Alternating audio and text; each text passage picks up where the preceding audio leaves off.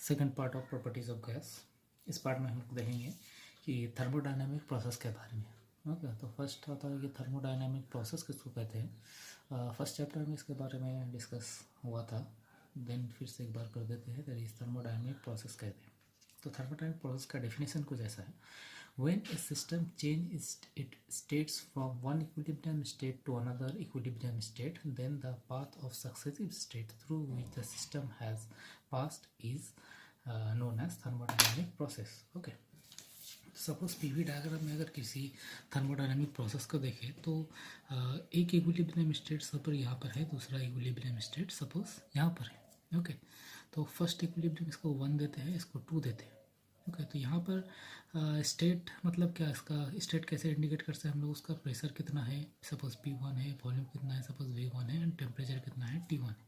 यहाँ से दूसरा किसी स्टेट में आया, वहाँ पे मतलब उसका प्रेशर, वॉल्यूम एंड टेम्परेचर से चेंज हुआ। ओके, सपोज वो ऐसा कुछ पाथ फॉलो करके आया। Okay, then that is known as a process. एक स्टेट से दूसरा स्टेट जाएगा, जो स्टेट में था वो इक्विलिब्रियम में था, जो स्टेट में जा रहा है वो भी इक्विलिब्रियम है, जिस पाथ से वो जा रहा है that is a process. One type of process, बहुत सारा प्रोसेस हो सकता है, ये ऐसा कुछ जा सकता है, स्टेट जा सकता है, या फिर ऐसा कुछ जा सकता है। तो हम लोग ये सब एक प्रोसेस है। ओके, ये एक प्रोसेस है। पर्टिकुलर इस प्रोसेस का बात करूँ, अगर suppose A1 AB a process का बात करूँ, तो ऐसा कुछ डायग्राम आता है जब आइसोथर्मल प्रोसेस होता है। अब आइसोथर्मल प्रोसेस के बारे में थोड़ी देर बाद जानेंगे, तभी समझते हैं प्रोसेस। ये कोई भी तीन प्रोसेस दिखा है यहाँ पे, B सब प्रोसेस है, वो C प्रोसेस है, तो एक एक प्रोसेस। ओके, सपोज किसी चीज़ को गर्म करें तो वो एक प्रोसेस है। ओके, थर्मोडायनामिक प्रोसेस कब होगा? जब किसी चीज़ को गर्म करें, सपोज उसका वॉल्यूम को कांस्टेंट रख दें। ओके, तो वो one type of process. Okay, अब क्या होता है, प्रोसेस रिवर्सिबल हो सकता है, इरिवर्सिबल हो सकता है। रिवर्सिबल मतलब जहाँ से स्टार्ट किए थे वहीं पर अगर वापस आ सके तो दैट इज़ रिवर्सिबल प्रोसेस। अगर नहीं आ सके तो इरिवर्सिबल प्रोसेस। सपोज कोई चीज़ एक्सपैंड कर रहा था, ठीक है, ये 1 स्टेट था, 1 स्टेट है, 2 स्टेट एक्सपैंड कर रहा था। ओके, तो एक्सपैंड करने का टाइम हम लोग को पता है कि कोई भी गैस जब एक्सपैंड करता है तो हम लोग को वर्क मिलता है, वी गेन सम वर्क। अगर ये प्रोसेस रिवर्सिबल है तो हम ये जितना अमाउंट ऑफ वर्क मिला था उतना ही अमाउंट ऑफ वर्क वापस दें, तो सिस्टम क्या होगा, ये फाइनल स्टेट जो था, फाइनल स्टेट से इनिशियल स्टेट में पहुंच जाएगा। ओके, फिर से रिपीट करता हूँ। इनिशियल स्टेट ये था, फाइनल स्टेट ये था। ये क्या होता है, एक्सपेंड कर रहा था। एक्सपेंड करने के बाद हम लोग को कुछ काम मिला था। ओके, ये प्रोसेस रिवर्सिबल होगा, जितना काम हम लोग को मिला वो अगर वापस डाल दे तो ये फाइनल स्टेट, इनिशियल स्टेट वापस पहुँच जाए। Okay, that is reversible. Irreversible क्या, अगर इतना वर्क वापस डाले तो पूरा नहीं जा सकेगा, इस 1 स्टेट यहाँ तक नहीं जा सकेगा, बीच में कहीं रुक जाएगा, यहाँ तक आ सकेगा, यहाँ तक आ सकेगा, लेकिन पूरा फुल्ली रिकवर नहीं हो सकेगा। फुल्ली रिकवर नहीं होने का कारण लॉसेस है। ओके, हम लोगों को पता है कि कुछ होना हो, फ्रिक्शन लॉस अपना मैकेनिक में सबसे बड़ा लॉस है, वो होता ही रहता है। ओके, अगर ऐसा कुछ बना सके कि फ्रिक्शन नेगलेक्ट कर सके तो, या फिर मिनिमाइज कर सके, ज़ीरो कर सके, तो रिवर्सिबल करना पॉसिबल होगा। मतलब इसी से समझ में आता है कि एक्चुअल में रिवर्सिबल पॉसिबल होता नहीं है सर, इरिवर्सिबल पॉसिबल होता है। लेकिन हम लोग अपना सिंप्लिसिटी के लिए पहले जितना सब लॉ है वो सब रिवर्सिबल प्रोसेस के लिए पढ़ते हैं। ओके, अब आता है यहाँ पर सब लिखा हुआ कि थर्मोडायनामिक प्रोसेस किसको कहते हैं, ठीक है, रिवर्सिबल किसको कहते हैं, ओके, इरिवर्सिबल किसको कहते हैं। देन आता है two classification of thermodynamic process. Okay, दो वोटे रिवर्सिबल हो या फिर रिवर्सिबल हो, इन दोनों को टू हिसाब से कैटेगरीज किया गया। एक होता है नॉन फ्लो प्रोसेस, एक होता है फ्लो प्रोसेस। ओके, कोई भी थर्मोडायनेमिक प्रोसेस में अगर फ्लो हो रहा है दैट इज़ फ्लो प्रोसेस, अगर वहाँ पे फ्लो नहीं हो रहा है that is non flow process. अगर फ्लो हो रहा है तो मास आना जाना कर सकता है। सपोज ये एक सिस्टम है, यहाँ पे किसी चीज़ को हमसे गैस को हीट करें, गर्म करें उसको, तो इस दौरान अगर मास यहाँ पे एंट्री कर सकता है एंड एग्जिट कर सकता है तो that is known as flow process. देख के समझ आया, that is a open system. मतलब ओपन सिस्टम में जो जो प्रोसेस होता है दैट इज़ फ्लो प्रोसेस। और नॉन फ्लो कहाँ पर होगा, अगर सिस्टम है, सिस्टम में कोई भी मास एंट्री नहीं कर पा रहा है एंड एग्जिट नहीं कर पा रहा है तो that is known as non flow process. यहाँ पर मास का कोई ट्रांसफ़र नहीं होगा, फ्लो में मास का ट्रांसफ़र हुआ, यहाँ पर नॉन फ्लो। ये भी समझ में आता है, दैट इज़ ये क्लोज सिस्टम में होगा। मतलब क्लोज सिस्टम में जो प्रोसेस होता है that is non flow process. Open system में जो प्रोसेस होता है that is flow process. Okay,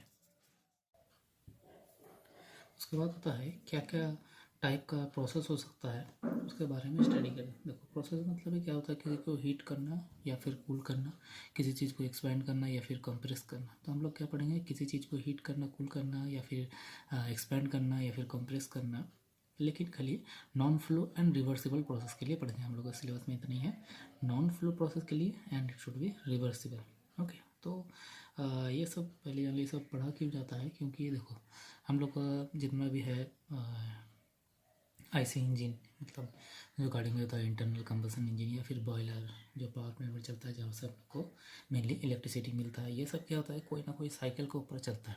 अब साइकिल क्या होता है, जनरली 4 गो प्रोसेस का कम्बिनेशन। ओके, जितना सारा पढ़ा जाएगा, ये 5 गो प्रोसेस तुम लोग का मेन है। तो ये सब प्रोसेस को कंबाइन करके वो साइकिल बनाया गया, जो साइकिल को हम प्रैक्टिकल में अप्लाई कर रहे हैं, अप्लाई करके कुछ वर्क मिलता है।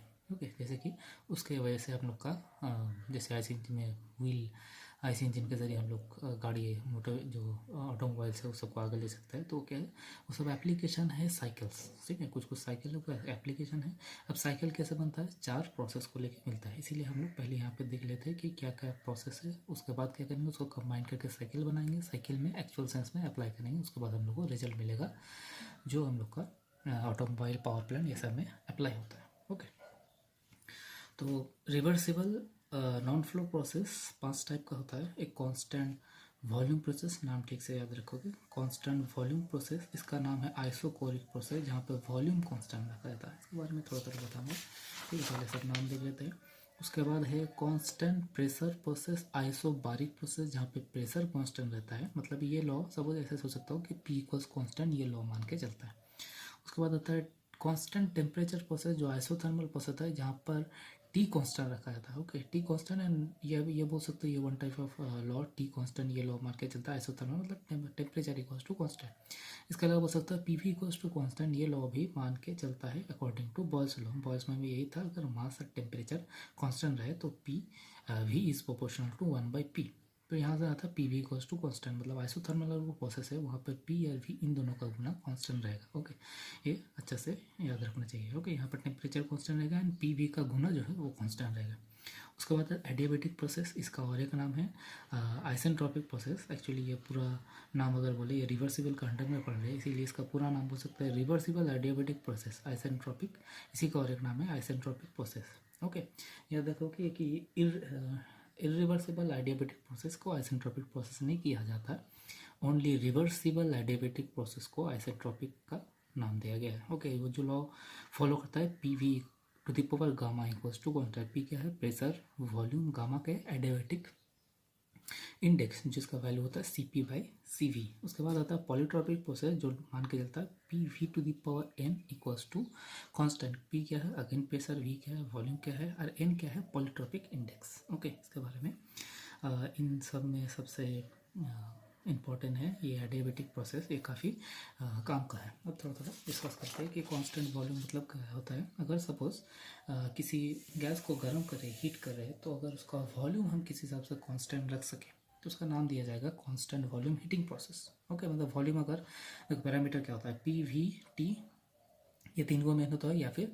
Entropy and enthalpy. ओके, ये होता है, ये 5 गो पैरामीटर होता है। यहाँ पे क्या वॉल्यूम को कांस्टेंट रखा जाता है। ओके, वॉल्यूम को अगर हीट करे सपोज तो वॉल्यूम कांस्टेंट रहेगा। क्लोज चैम्बर में किसी चीज़ को हीट करे तो क्या होगा, एक्सपेंड करना चाहेगा, एज चैम्बर इज क्लोज है तो वहाँ पर वॉल्यूम कांस्टेंट होगा। तो वो जो प्रोसेस होगा तो constant volume heating process. Similarly उसको कूल भी कर सकते हैं, तो कूल करने के टाइम होगा constant volume cooling process. Similarly अगर प्रेशर कांस्टेंट रखें, ओके, किसी चीज़ को हीट कर रहे हैं उसको प्रेशर कांस्टेंट रखेगा तो क्या नाम होगा, constant pressure heating process. Okay, cool कर ले तो कूलिंग प्रोसेस, अगर गर्म करे हीट करे तो हीटिंग प्रोसेस। ओके, इसी का और एक नाम है आइसोबारिक प्रोसेस। नाम ये ऑल्टरनेट जो नाम है वो अच्छे से याद रखना है, क्योंकि कभी कभी क्वेश्चन में बहुत टाइम बोल जाता है कि फॉर आइसोबारिक हो, क्या समझना चाहिए कि आइसोबारिक मतलब क्या होता है। तो उसके बाद मतलब आइसोकोरिक, आइसोथर्मल ऐसा बोल देता है, तो उसका मतलब भी समझना चाहिए कि मतलब क्या समझा रहा है। ओके, उसके बाद अगर किसी चीज़ को एक्सपैंड कर रहे हैं लेकिन उसका टेम्परेचर कांस्टेंट नहीं रख रहे, ओके, टेम्परेचर को कांस्टेंट रख रहे, अगर किसी चीज़ को एक्सपैंड कर रहे उसका टेम्परेचर अगर T कांस्टेंट है तो उसको नाम दिया जाएगा आइसोथर्मल प्रोसेस। अब क्या होता है एडियाबेटिक, एडियाबेटिक और पॉलीट्रॉपिक का पता बनना है। पॉलीट्रॉपिक एडियाबेटिक में क्या होता है, अगर देखो क्लोज सिस्टम में ऑब्वियसली नॉन फ्लो हो तो सभी क्लोज सिस्टम के लिए अप्लाई हो रहा है। ओके, क्लोज सिस्टम में तो एडियाबेटिक प्रोसेस वो प्रोसेस होगा जहाँ पर हम बाहर से कोई हीट को अंदर आने नहीं देंगे, अंदर से हीट बाहर आने नहीं देंगे, मतलब transfer of heat should be zero. Okay, adiabatic process एक ऐसा प्रोसेस है जहाँ बाहर से अंदर में कोई हीट आने नहीं देते एंड अंदर से बाहर तरफ कोई हीट जाने नहीं देते, दैट इज एडियाबेटिक प्रोसेस। और इसी का नाम है आइसेंट्रोपिक प्रोसेस। आइसेंट्रोपिक नाम कहाँ से आया, ये एंट्रोपी कांस्टेंट रहता है, ठीक है।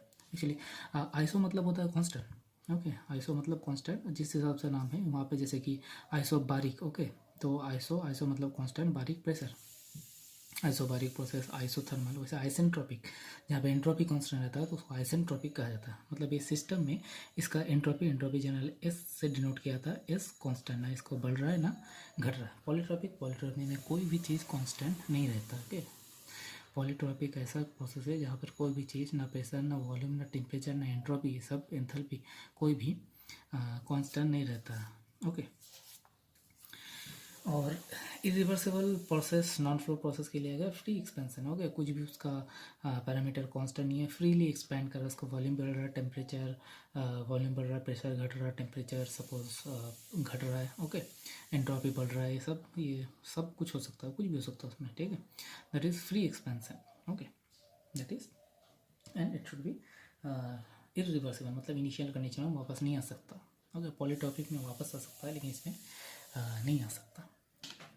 ये जितना भी प्रोसेस है, pressure equals constant, volume equals constant, isothermal process जहाँ पे टेम्परेचर कांस्टेंट रहता है, एडियाबेटिक प्रोसेस, पॉलीट्रॉपिक प्रोसेस, ये सब प्रोसेस के लिए हम लोग को पढ़ना क्या है, कोई भी गैस को अगर एक्सपैंड करे, कंप्रेस करे, कूल करे, हीट करे, तो ये सब प्रोसेस से कर सकते हैं। तो उस दौरान उस जो प्रोसेस हो रहा है वहाँ पर उसका क्या क्या चेंज आएगा, कितना चेंज आएगा, ये सब हम लोग पढ़ेंगे। ओके, देखो क्या होता है अपना जो प्रोसेस है वहाँ पे क्या है, एक होता है वॉल्यूम कांस्टेंट। ओके, जो पहला प्रोसेस था, उसके बाद प्रेशर कांस्टेंट, उसके बाद टेम्परेचर कांस्टेंट, जिसका और एक फॉर्मूला था पी इक्वल्स टू कांस्टेंट। उसके बाद आया था adiabatic process, P to the power gamma equals constant, and polytropic process P to the power N equals to constant. ठीक है, ये सब के बारे में हम लोग को क्या पढ़ना है। ओके, ये सब का बारे में पढ़ना है कि ये सब प्रोसेस जब होगा वहाँ पर वर्क डन होगा, क्या होगा, तो कितना होगा वर्क डन, कितना होगा, उसका फॉर्मूला डिराइव करना होगा। वहाँ पे क्या हीट ट्रांसफ़र होगा, जो क्यू से डिनोट किया था, हीट ट्रांसफ़र होगा तो कितना, इसका मतलब उसका फॉर्मूला डिटेक्ट करना है। और क्या डिटेक्ट करना है वहाँ पर पी वी और टी का रिलेशन कैसा रहेगा, ये जनरल फॉर्म जो P1 इक्वल्स टू P2 वहाँ से मिल जाएगा, इसका ज़्यादा कुछ नहीं। वर्क डन और हीट ट्रांसफ़र कितना होगा, इंटरनल एनर्जी अगर चेंज होगा तो कितना होगा, नहीं होगा तो जीरो तो होगा, अगर होगा तो कितना होगा। ठीक है, चेंज ऑफ इंटरनल एनर्जी, जिसका चेंज ऑफ इंटरनल एनर्जी का यू से डिनोट करते हैं, and change of internal energy delta U से डिनोट करते हैं। ओके, उसके बाद और क्या है, चेंज ऑफ अगर हीट ट्रांसफ़र हो रहा तो इंटरनल एनर्जी चेंज हो रहा कि नहीं हो रहा तो कितना हो रहा, उसके एनर्जी कितना है, एंड चेंज ऑफ एंथैल्पी कितना है। ओके, ये सब फॉर्मूला के लिए जितना सब मेरा प्रोसेस है सब के लिए निकालना है। ओके, तो स्टार्ट करते हैं एक एक करके। उससे पहले स्टार्ट करने से पहले हम लोग दो फॉर्मूला अलग से डिडक्ट करके रहेंगे, एज ये सब प्रोसेस के लिए सेम आता है। कौन कौन सा process, change of internal energy कितना आता है, वो सब जितना भी प्रोसेस है सब के लिए सेम आता है। एंड चेंज ऑफ जो एंथैल्पी है, ओके, चेंज ऑफ एंथैल्पी कितना हो रहा है, ये सब प्रोसेस के लिए सेम आता है। इसीलिए ये दो फॉर्मूला अलग से डिडक्ट कर लेंगे, एज सब के लिए नहीं करना पड़े। ओके, इन दोनों में यह तो जेन्युइन आएगा, ठीक है, मतलब यहाँ पे कोई इरेस्पेक्टिव प्रोसेस पकड़ के नहीं पड़ेंगे किसी भी प्रोसेस के लिए। लेकिन डेल्टा यू जो है ये जब डिडक्ट करूँगा इनिशियली तो किसके लिए, कांस्टेंट वॉल्यूम के लिए डिडक्ट करूँगा। उसके बाद देखूँगा जब प्रोसेस बाकी सब पढ़ूंगा सब के लिए घुमा पे आके एक ही फॉर्मूला आ रहा। ओके, तो डेल्टा यू अभी चलते हैं, ये खाली डेल्टा यू को डिडक्ट करते हैं। ओके, डेल्टा यू मतलब चेंज ऑफ इंटरनल एनर्जी के लिए फॉर्मूला किसके लिए, कांस्टेंट वॉल्यूम प्रोसेस के लिए डिडक्ट करते हैं। ओके, तो हम लोग को पता है formula for change of internal energy for a gas. ठीक है, इसका इंटरनल एनर्जी का जो मेन फॉर्मूला देके गया था, पहले बताए थे, जो जूल लॉ देके गया था। जूल बोल के गया था कि किसी चीज़ का इंटरनल एनर्जी चेंज होगा उसका टेम्परेचर के ऊपर डिपेंड करेगा, मतलब internal energy is the function of temperature only. ठीक है, तो अकॉर्डिंग टू जूल्स लॉ हम लोग लिख सकते हैं कि यू जनरली इंटरनल एनर्जी की यू से डिनोट करते हैं is proportional to temperature. Okay, तो ये पहले हम लोग जो गैस लॉ डिस्कस कर रहे थे उस टाइम ही पढ़े थे। ओके, तो यहाँ से क्या था, सपोज हमें वो गैस लिए, गैस को हीट करें तो उसका इनिशियल टेम्परेचर T1 था। ओके, उसको Q अमाउंट ऑफ हीट दिए, उसको गर्म किए, कैसे, किस प्रोसेस में, कांस्टेंट वॉल्यूम प्रोसेस में, तो बन गया टेम्परेचर बढ़ेगा, T2 बन गया। तो जब T1 था तो उसका एक इंटरनल एनर्जी था U1, एंड जब वो T2 बन गया हीट ऐड करके तो उसका इंटरनल एनर्जी से U2 बन गया। तो अकॉर्डिंग टू जूल लॉ हम लोग सीख सकते हैं U1 is proportional to T1। Okay, again similarly U2 is proportional to T2। जितना टेम्परेचर उतना इंटरनल एनर्जी, ठीक है, जितना टेम्परेचर बढ़ेगा इंटरनल एनर्जी भी उतना भी बढ़ता जाएगा। ओके, तो यहाँ से हम लोग अगर U1 निकाले प्रोपोर्शनलिटी सिंबल हटाने के लिए KT1, सिमिलरली U2 अगर निकाले तो KT2। ओके, देयरफॉर यहाँ से अगर चेंज ऑफ इंटरनल एनर्जी निकाले तो इतना ही बड़ा है, कितना बड़ा है, चेंज कितना हुआ है, इतना ही बड़ा है। तो यहाँ से हम लोग इसका वैल्यू अगर बताए KT2, यहाँ के वैल्यू बताए KT1। के क्या है, के is a constant, proportionality symbol हटाने के लिए ये कांस्टेंट मिला था। यहाँ का के अगर कॉमन ले तो बचेगा क्या, T2 माइनस T1। ठीक है, इक्वेशन 1 देके रखते हैं, मतलब delta U change of internal जो फॉर्मूला आया ये। ओके, अब according to general energy equation for non flow process, जो फर्स्ट चैप्टर में डिस्कस हुआ था, general energy equation for non flow process, वहाँ से हम लोग को पता चलता है Q equals to du plus W। Okay, ये general energy equation for non flow process. अब क्या है कि देखो, फर्स्ट पार्ट में जैसे डिस्कस किया था W वर्क डन कितना होता है, P into change of volume.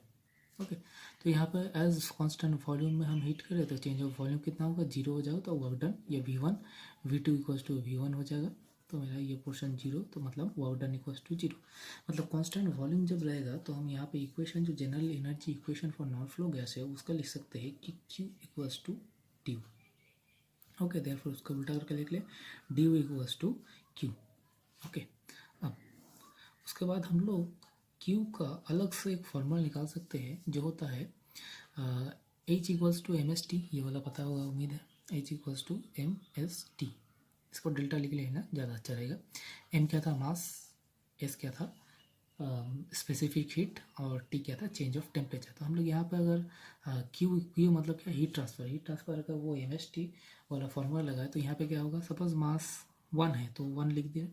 ठीक है, मास अगर यूनिट मास के लिए अगर सोचे तो मास 1 है, इनटू यहाँ पे क्या, कांस्टेंट वॉल्यूम में हीट करे तो specific heat at constant volume CV आएगा, टेम्परेचर कितना हो रहा था, इतना चेंज हो रहा था।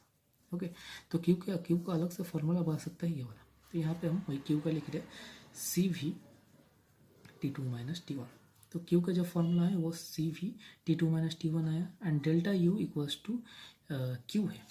ओके, तो यहाँ से हम लोग लिख सकते हैं देयरफॉर डेल्टा यू के और एक फॉर्मूला आया CV T2 माइनस T1, इसको इक्वेशन नंबर 2 देते हैं। ओके, अगर ये इक्वेशन नंबर 2 और इक्वेशन नंबर ये जो 1 है कंपेयर करें, दोनों डेल्टा यू का है, दोनों का सब कुछ एक है एक्सेप्ट ये। तो इसका मतलब ये सकता है दोनों को कंपेयर करके लिख सकते हैं K equals to CV। Okay, therefore हम लोग को जो डेल्टा यू का formula change of internal energy for unit mass का जो फॉर्मूला मिलता है CV T2 minus T1, K का जगह CV आ गई। ओके, अब क्या है, ये यूनिट मास के लिए, अगर मास अगर ज़्यादा हो, सपोज रेंडमली M वैल्यू हो मास का, ओके, तो मेरा इक्वेशन कितना आएगा, ये जो यूनिट मास के लिए हो रहा था उससे कल गुना हो जाएगा, मतलब डेल्टा यू फॉर M मास क्या बन जाएगा, MCV T2 minus T1। Okay, ये सब फार्मूला के सब प्रोसेस के लिए एप्लीकेबल है, ये खाली कांस्टेंट वॉल्यूम के लिए एप्लीकेबल है ऐसा बात नहीं है। सब फार्मूला जितना भी प्रोसेस है अपना सबके लिए एप्लीकेबल होगा, इसको अच्छे से याद रखो। Delta U equals to MCV T2 minus T1। ये प्रोसेस जो अभी डिडक्ट किया उसका थोड़ा यहाँ पर लिखा हुआ, जैसे अकॉर्डिंग टू जूल्स लॉ। ठीक है, delta U1 is proportional to T1 होता है तो वहाँ के देखे। ठीक है, तो वहाँ से एक नंबर फार्मूला, उसके बाद जनरल एनर्जी इक्वेशन, ये सब से ये होता है, ठीक है। अगर एज यहाँ पे कांस्टेंट वॉल्यूम में हो रहा है इसीलिए W का वैल्यू जो होता है 0 होता है, ठीक है। अब Q का अलग है, अगर यूनिट मास के लिए निकाले तो MCV, M का जगह 1 CV इतना होता है, ठीक है। तो डेल्टा U दोनों कंपेयर करें तो K का वैल्यू CV मिलता है। तो लास्ट मेरा जो फॉर्मूला आएगा that is delta U equals to MCV T2 minus T1। इसको अच्छे से कैसे याद रखना, ओके। उसके बाद नेक्स्ट जो फार्मूला है सब प्रोसेस के लिए सेम रहता है, वो थी change of enthalpy, okay. Change of enthalpy का डिडक्शन अगर दिखाएं तो हम लोग को पता है इन एंथैल्पी को H से डिनोट करते हैं and change of enthalpy delta H से डिनोट करते हैं। सपोज किसी प्रोसेस में एंथैल्पी चेंज हुआ एंड वो change of enthalpy initial suppose final H2 हुआ एंड इनिशियल H1 हुआ, ओके। तो हम लोग को पता है H इक्वल्स टू होता है U internal energy plus P into V, मतलब वर्क। इंटरनल एनर्जी इसको प्रेशर एनर्जी भी कहा जाता है, internal energy plus pressure energy भी कहा जाता है, ओके। या फिर वर्क बोल सकते हैं, जैसे पता है W equals to P dV। तो जो एंथैल्पी होता है वो दोनों का समेशन होता है, ठीक। अगर यहाँ पे 1 बैठा है तो इन लोगों को 1 1 करके जाना होगा, ठीक। तो यहाँ पर अगर H2 बोले तो U2 प्लस P2 V2 होगा। तो यहाँ पर अगर इक्वेशन में बैठा है H2 का जगह U2 प्लस P2 V2 और H1 का जगह बैठा है तो क्या बैठेगा U1 plus P1 V1, okay. यहाँ से अगर हम U दोनों को एक साथ करें तो U2 माइनस U1 और उधर के बचेगा plus P2 V2 minus P1 V1, ठीक है। तो इसका एक साथ लिख सकते हैं delta U change of internal energy, जो थोड़ा देर पहले देखा, ठीक है। अब क्या होता है देखो PV इक्वल्स टू MRT होता है, ओके। तो यहाँ P2 V2 का जगह लिख सकते हैं क्या M और T2 माइनस P1 V1 को जगह M और T1 लिख सकते हैं, ओके। यहाँ से क्या लिख रहे हैं डेल्टा U प्लस यहाँ पे क्या M R है, M R कॉमन ले लेते हैं तो अंदर में बचा T2 माइनस T1। अब delta equals to MCV T2 minus T1। तो पहले देखें कि डेल्टा U का वैल्यू जो होता है वो MCV T2 माइनस T1 होता है। तो यहाँ पे डेल्टा U का वैल्यू के साथ है MCV T2 minus T1 plus MR T2 minus T1, okay. यहाँ से अगर कॉमन लेने के M कॉमन ले सकते हैं एंड ये टेम्परेचर डिफरेंस कॉमन ले सकते हैं। पहले M कॉमन लिया and T2 minus T1 common लिए तो अंदर में बचा क्या CV बचा इधर से प्लस इधर से R बचा। अब पहला पार्ट में दिखाए थे कि CP minus CV equals to R होता है, ठीक है। तो R का जगह हम लोग लिख सकते हैं CP माइनस CV। तो therefore M T2 minus T1 equals to R का जगह लिख रहे CP माइनस CV। तो ये CV कट गया तो बचेगा क्या ये CP, तो इसको सजा के लिख सकते हैं MCP T2 minus T1। Therefore delta H का जो फॉर्मूला है अपना MCP T2 माइनस T1, ये सब के लिए एप्लीकेबल है, नॉट ओनली कांस्टेंट वॉल्यूम, सब प्रोसेस के लिए एप्लीकेबल है, ठीक है। इसलिए इसको भी अच्छा तरीके से याद रखो, ठीक है। यहाँ पे वही दिखाया गया कि डेल्टा H होगा change of internal energy H1 H2, तो उन दोनों में चेंज अगेन पता है H1 equals to U1 P1 V1, U2 पता है P2 V2, ठीक है। दोनों का अगर चेंज करें तो डेल्टा U P2 V2 में आता है, ठीक है। और थोड़ी देर पहले देखें कि दोनों को अगर बैठा है MRT या P2 V2 की जगह MRT और P1 भी अगर MRT1 MRT2 और T1 दोनों कॉमन लेके ये एक इक्वेशन आता है एंड थोड़ी देर पहले डेल्टा U के MCV T2 वो दोनों अगर पुट कर एक साथ, ठीक है। तो यहाँ से कॉमन जाएगा क्या ये टेम्परेचर डिफरेंस और ये टेम्परेचर डिफरेंस और M, तो अंदर में बचा CV प्लस R का वैल्यू अगर बैठा तो यहाँ पे आएगा delta H equal to MCV T2 minus T1। ये अगेन और एक इम्पॉर्टेंट फार्मूला है, इन दोनों को याद रखो। ये भी जितना भी प्रोसेस आएगा सबके लिए ये फार्मूला डिरेक्ट नहीं करके एक बार में लिख दूंगा कि